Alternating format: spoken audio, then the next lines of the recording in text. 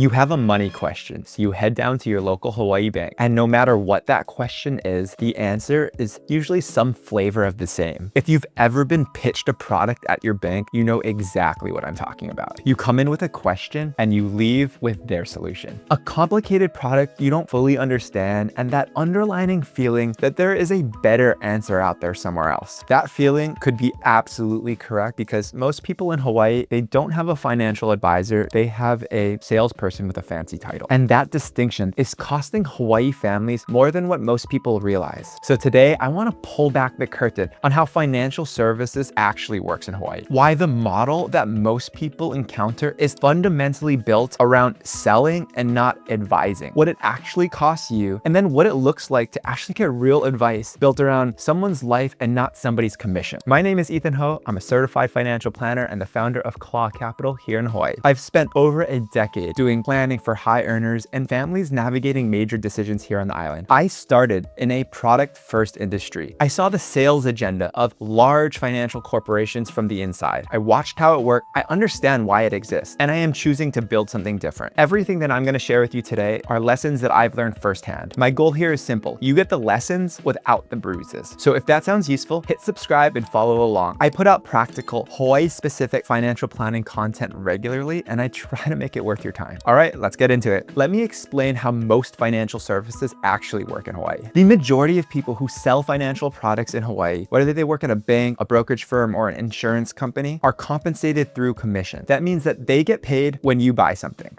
not when your financial situation improves, not when your plan is working, not when you are on track to retire with real confidence. It's when you buy a product. So here's the part that most people miss. The way that this is often framed to you is that it's not going to cost you anything. The insurance company pays the advisor, the investment company pays the advisor, but not you. But let's call it what it actually is. That commission is already baked into the product, into the premiums you pay every month, into the fees that quietly come out of your balance every year. You are paying it. You just cannot see it on a bill. So let me break down what that looks like with real numbers. Say someone rolls $300,000 from an old retirement account into a variable annuity. A typical commission on that sale runs from 5 to 7%. That is about $21,000 going to the person who sold it. That is built into the product structure at the sale. Then you have ongoing fees, mortality and expense charges, investment management fees, income rider fees. A typical variable annuity can run roughly 3% per year in ongoing costs. On a $300,000 account, that's about $9,000 every single year, quietly coming out of your balance. And if life changes and you need access to your money in year 2, that surrender charge could be about 7%. That's another $21,000 out of pocket just to get your own money back. So we are potentially talking about $45,000 of costs in the first 2 years alone on a $300,000 rollover. That's before a single dollar of growth. Now ask yourself, did the person who sold that product explain all of that clearly before you signed? So I want to break down the two models so you can understand the structural difference. The first is a broker or a commission-based model. This is what most people in Hawaii encounter at big banks or insurance companies. In this model, the advisor is often held to what they call a suitability standard. Suitability standards means the product needs to be reasonably appropriate for you,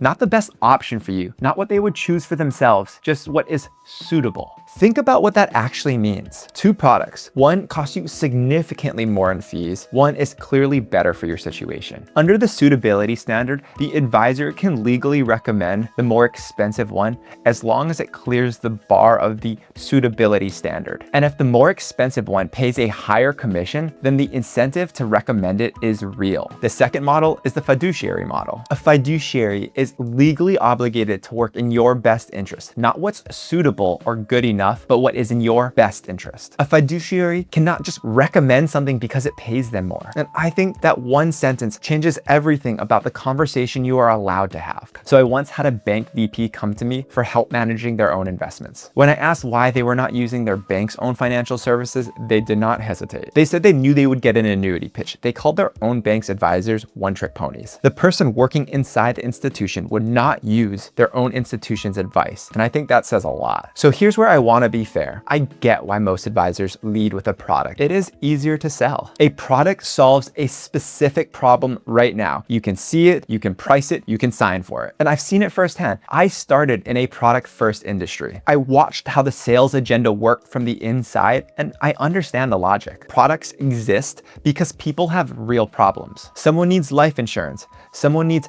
guaranteed income.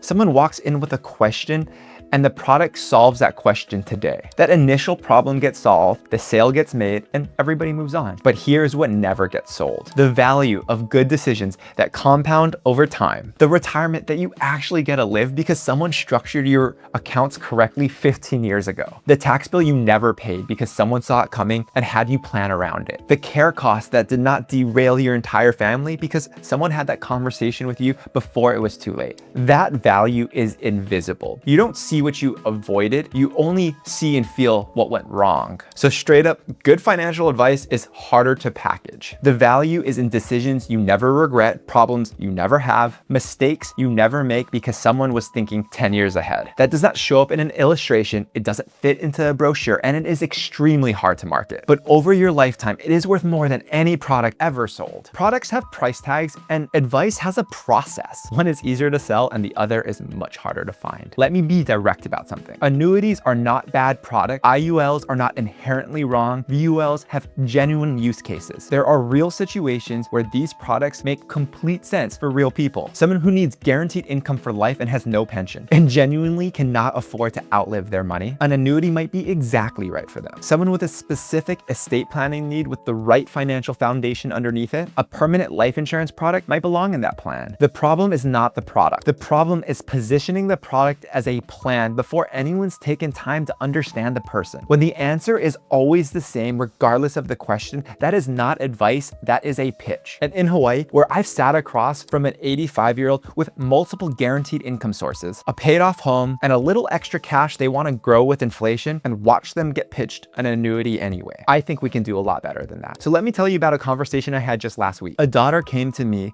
trying to help her parents figure out what to do with their old 401k as they moved into retirement. They had already met with an agent and the recommendation was to roll everything into an annuity. Everything. Now here's why that recommendation was so far off. These parents already had enough guaranteed income to cover their basic needs. Pension, social security, their fixed income covered. What they actually wanted is flexibility. The ability to take out lump sums for travel, to access their money when life called for it, to have options. An annuity locks money away. It is designed for guaranteed income, not flexibility, not lump sum access, not optionality. Rolling everything into that annuity meant high costs and no flexibility around the lifestyle that they actually wanted, and a product that solved the problem they did not have. So after we met, the daughter went back to the agent to discuss their concerns. And the agent's response, they tried to sell them a smaller annuity. Not a different solution, not a different conversation, a smaller version of the same wrong product. That is not advice, that is the only move that they know. And this pattern, it doesn't just happen to retirees. Can I tell you about a young family I work with? New baby, and family's giving them a little bit of money for baby's birthday, and they wanted to use that money for college expenses for baby. A few $1,000s with simple intentions. I recommended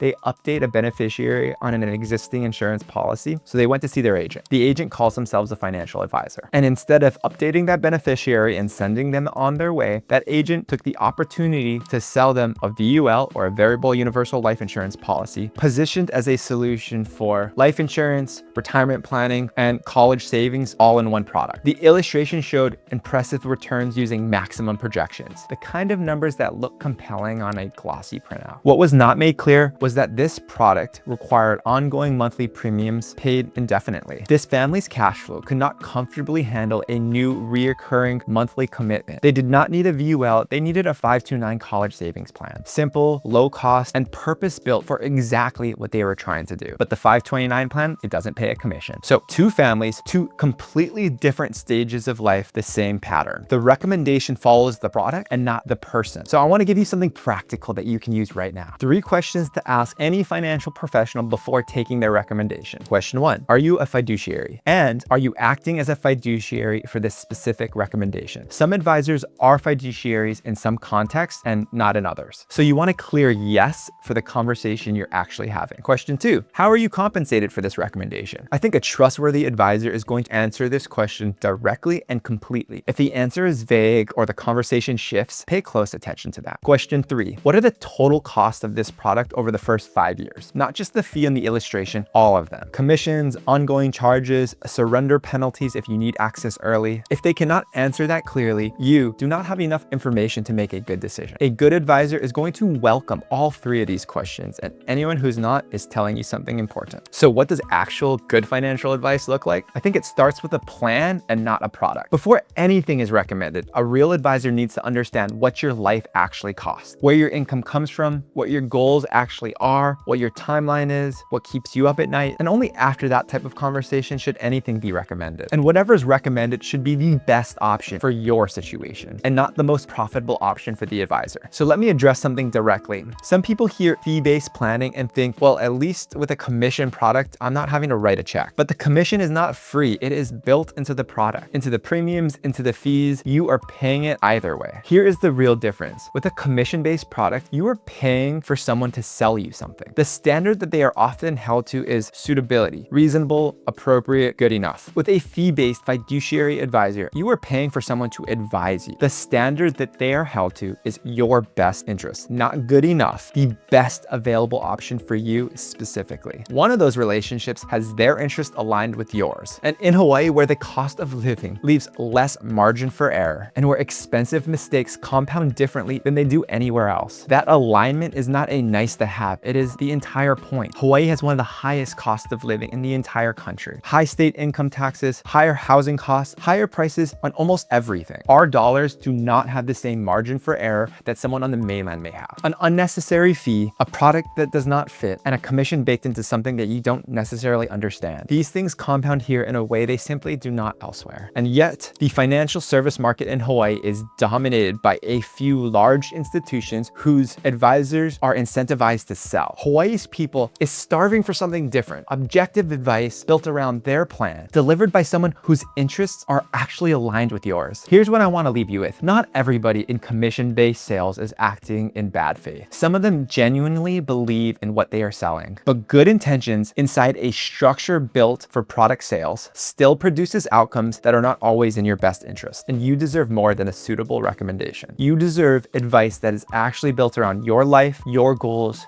your Hawaii. If you're done with average and you want a plan built around your life, not a product built around somebody else's commission, if you're the kind of person who wants to be exceptional, not just like everyone else, that is exactly who we've built Claw Capital Partners for. Head to clawcapitalpartners.com, schedule a discovery call. We will take a real look at where you are and what you're trying to build and what a plan that's actually in your best interest looks like for your specific situation. No product pitch, no illustration with numbers that seem too good to be true, just an honest conversation about what your money should be doing for your life. See you in the next one.